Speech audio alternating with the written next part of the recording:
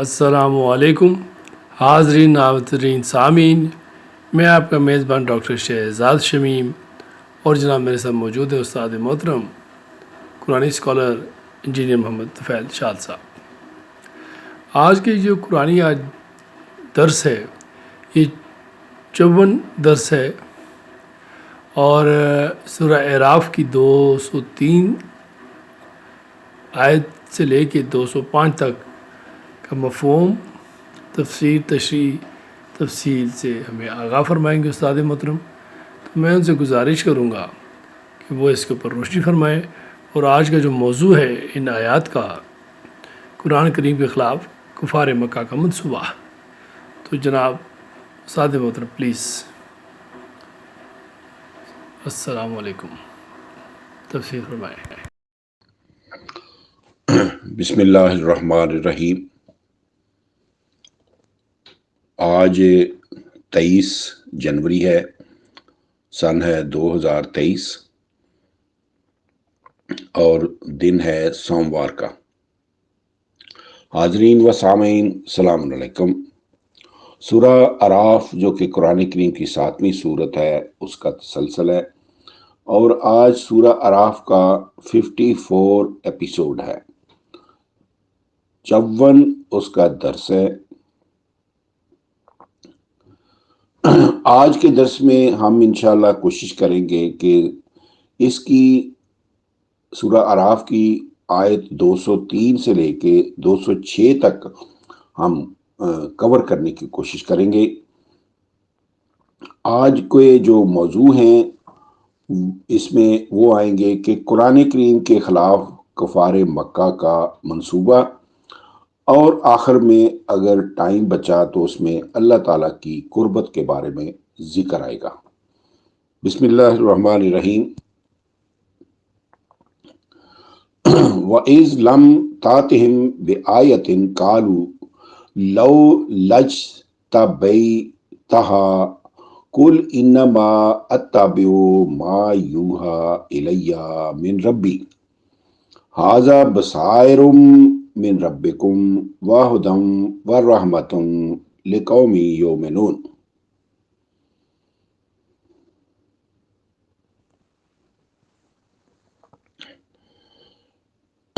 تو یہ ہے آیت 203، اس کا مفہوم: اور اے رسول، جب آپ ان کی مرضی کی کوئی ایک بھی آیت نہیں لاتے تو وہ کہتے ہیں کہ تو ایسی آیت بنا لانا کیوں پسند نہیں کرتا جو ہمارے نظریات کی تائید کرے۔ آپ کہہ دیجئے کہ سوائے اس کے اور کوئی بات نہیں، کہ میں تو صرف اس کی اتباع کرتا ہوں جو میرے رب کی طرف سے وحی کیا جاتا ہے، یعنی یہ قرآن تمہارے رب کی طرف سے نازل کردہ عقل و بصیرت کی باتیں ہیں اور ہدایت اور رحمت ہے اس قوم کے لیے جو اس پر ایمان لانے والے ہیں۔ سامعین کرام، اس آیت میں ایک لفظ استعمال ہوا ہے ھذا بصائر، کے الفاظ میں ایک اہم حقیقت بیان کر دی گئی ہے کہ قرآن کریم میں درج ہر بات عقل و بصیرت پر مبنی ہے، اور ساتھ ہی بتا دیا گیا ہے کہ یہ ہدایت بھی ہے اور رحمت بھی ہے۔ لیکن اگلی آیت مجیدہ میں حکم دیا گیا ہے کہ جب قرآن مجید پڑھا جائے تو خاموشی کے ساتھ سنا کرو اور اس کے مندرجات کو سمجھو، اور اللہ کے احکام پر عمل کر کے دنیا و آخرت کے جملہ خطرات سے بچ جاؤ۔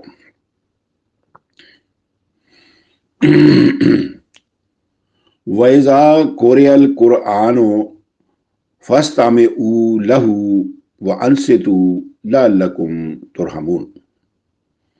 اے ایمان والو، جب قرآن پڑھا جائے تو اسے سنو اور خاموش رہو۔ انصتو خاموش رہو تاکہ اسے سمجھو اور اس پر عمل کرو تاکہ تم رحم کیے جاؤ۔ عمل کے بغیر تم رحم کے مستحق نہیں ہو سکتے۔ یعنی صرف یہ سننا کافی نہیں ہے، اس پر غور کرنا بھی ضروری ہے اور اس پر عمل کرنا بھی ضروری ہے، ورنہ تم رحم کے مستحق نہیں ہو سکتے۔ قرآن کریم کے خلاف کفار مکہ کا منصوبہ۔ اس آیت بالا میں آپ دیکھ چکے ہیں کہ دو حکم دیے گئے ہیں۔ ایک حکم کا نتیجہ بتایا گیا ہے۔ پہلا حکم یہ ہے کہ جب قرآن پڑھا جائے تو سنو۔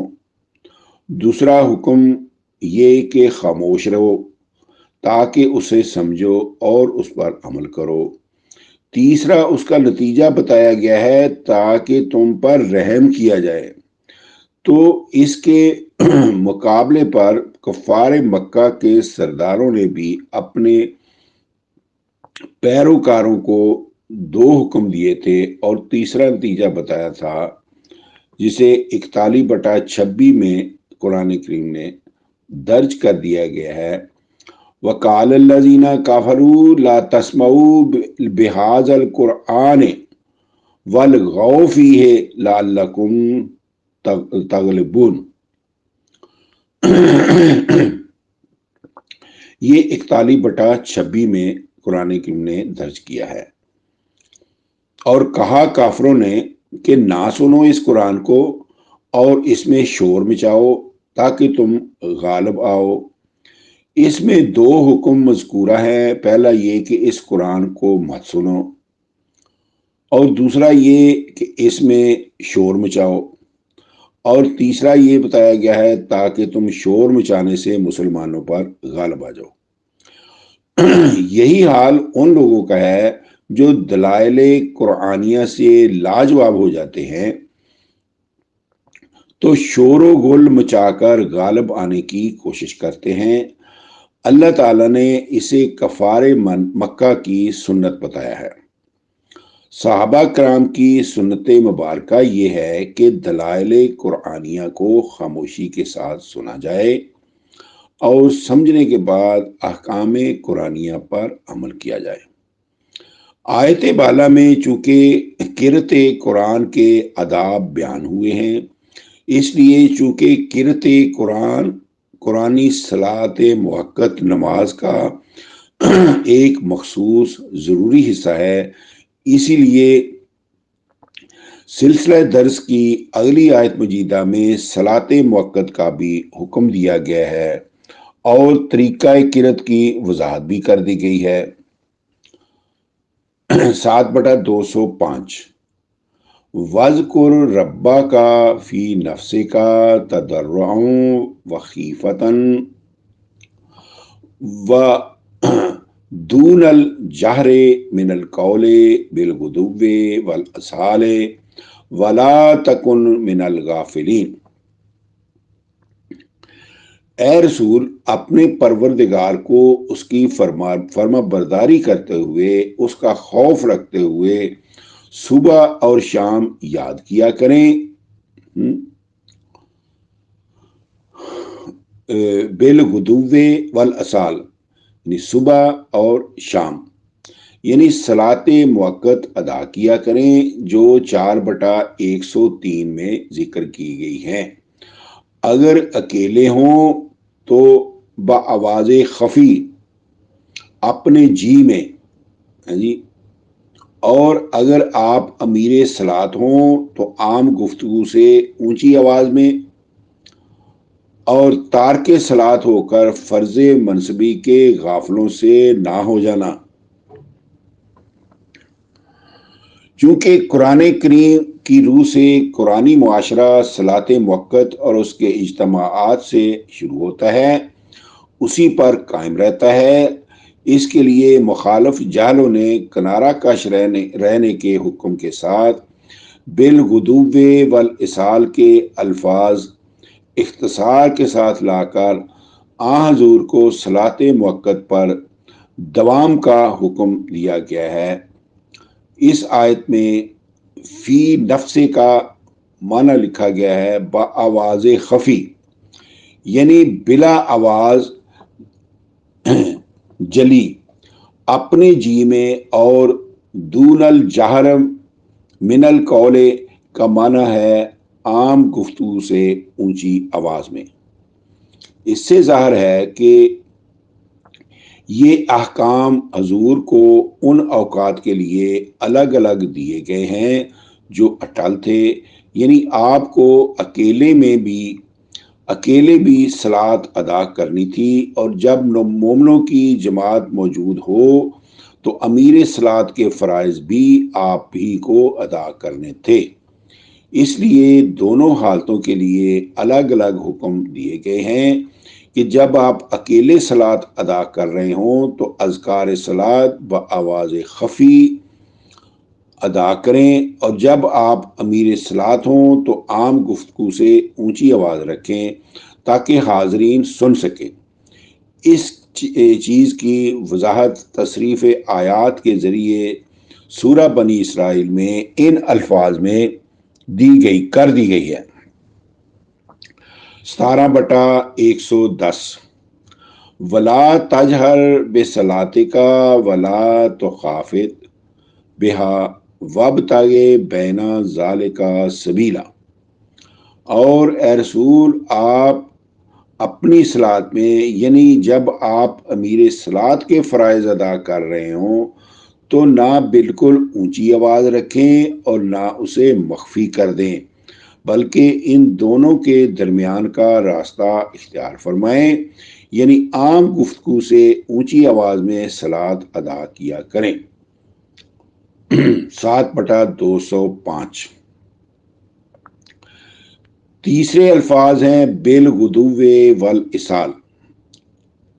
یہ اسی آیت میں یہ الفاظ میں صلاۃ موقت کے 2 وقت صبح اور شام بطور اختصار آئے ہیں۔ اللہ تعالیٰ کے تعلیم پورے اوقات 3 ہیں: صبح جس کو ہم فجر کہتے ہیں، دلوغ جس کو عشی یا ظہر ہم کہتے ہیں، اور عشاء جس کو ہم مساء بھی کہتے ہیں۔ سورہ ہود میں صلاۃ موقت کے اوقات کی تعداد بھی بتا دی گئی ہے، وہ ہیں 3، اور وقت بھی بتا دیے گئے ہیں۔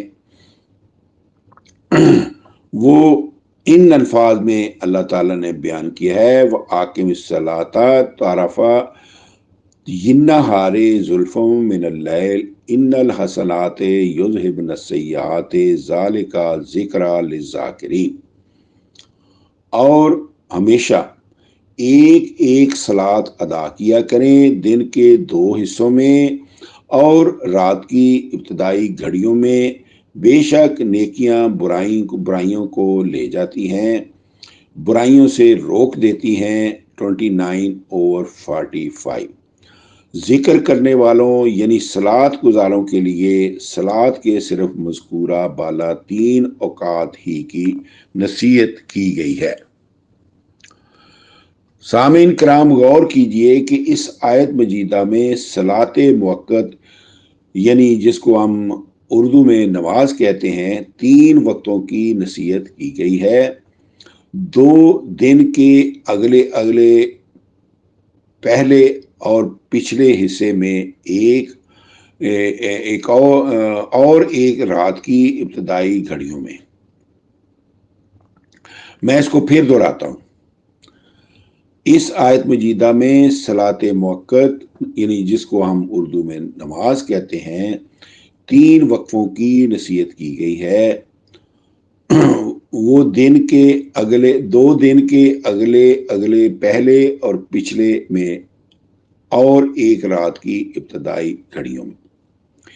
ان 3 اوقات میں خود ذالک ذکریٰ للذاکرین کا وہ تالا لگا دیا گیا ہے جو کبھی کھل نہیں سکتا۔ ذالک بمعنی مذکورہ بالا، اور ذکر بمعنی نصیحت، اور للذاکرین کا معنی ہے ذکر کرنے والوں یعنی صلات گزاروں کے لیے انہی 3 وقتوں کا حکم سورہ بنی اسرائیل میں ان الفاظ میں آیا ہے 17/78 میں آقم الصلاۃ لدلوک الشمس الی غسق اللیل و قرآن الفجر ان قرآن الفجر کانا مشہودا،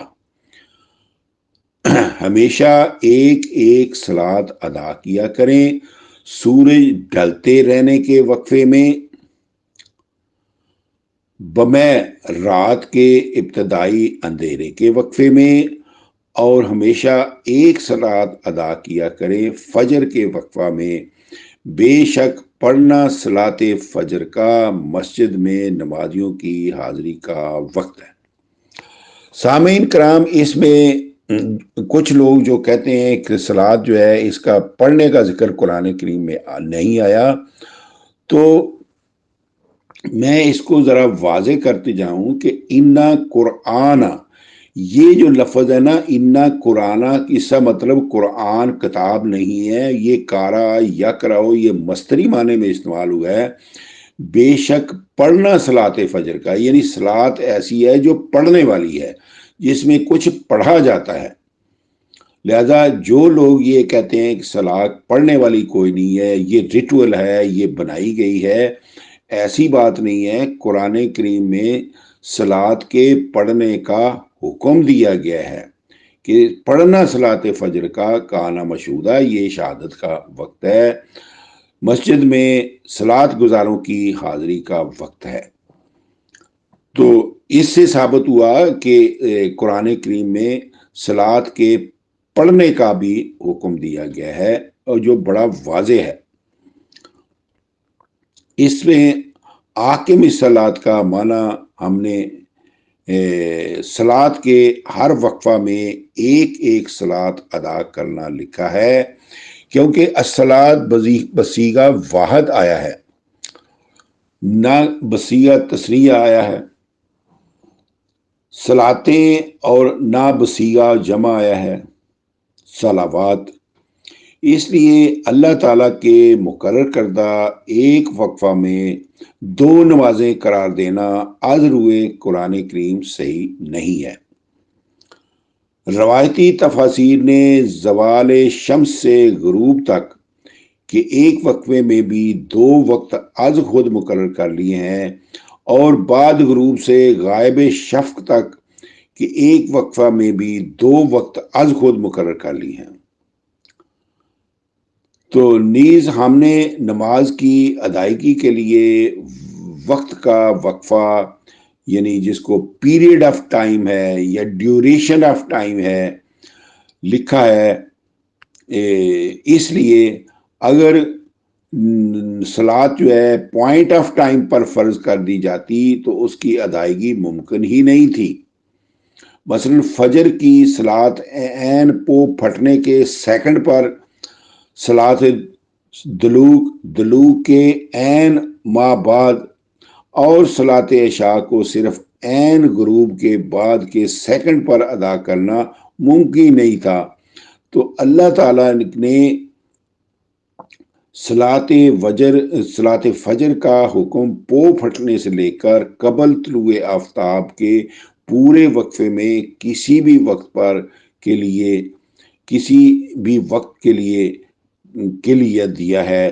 صلات دلوک کو زوال آفتاب سے لے کر غروب سے ماہ قبل کے وقفہ میں، اور صلات عشاء کو غروب آفتاب کے بعد سے لے کر غائب شفق تک کے پورے وقفہ میں کسی بھی وقت پر ادا کرنے کا حکم دیا گیا ہے۔ اوقات صلات کی پوری تفصیل جو ہے اس کی آپ علیحدہ ڈیمانڈ کر سکتے ہیں، وہ آپ کو بھیجا بھی جا سکتا ہے۔ تو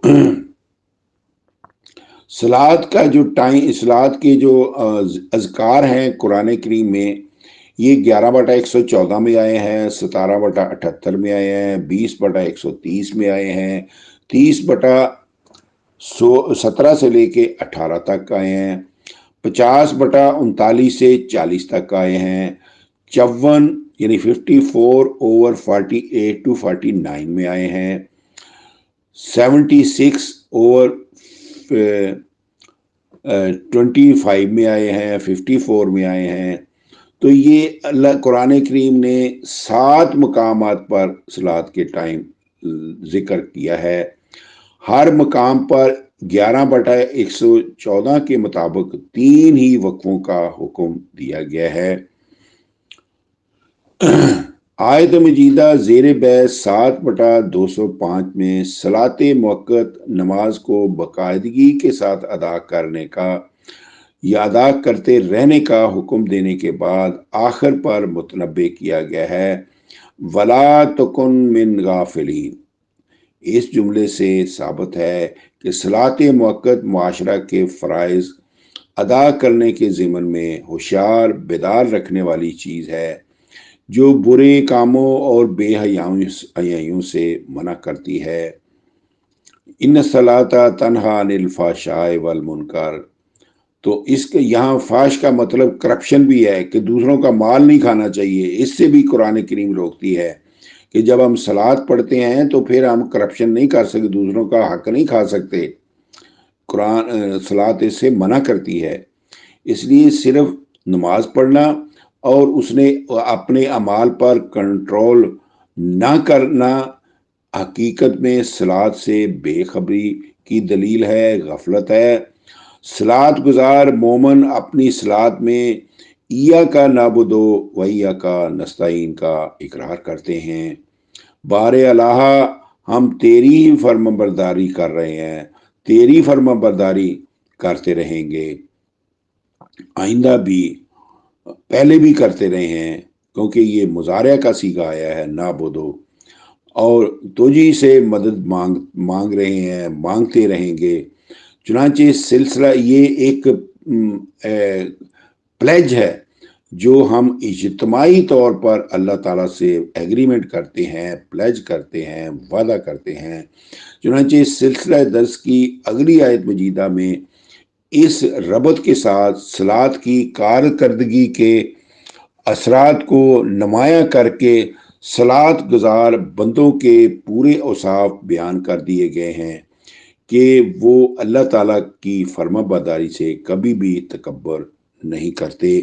اس کا ذکر ہم انشاءاللہ اگلے درس میں کریں گے. آج کے لیے اتنا ہی. وما علینا الا البلاغ. فی امان اللہ. اللہ حافظ.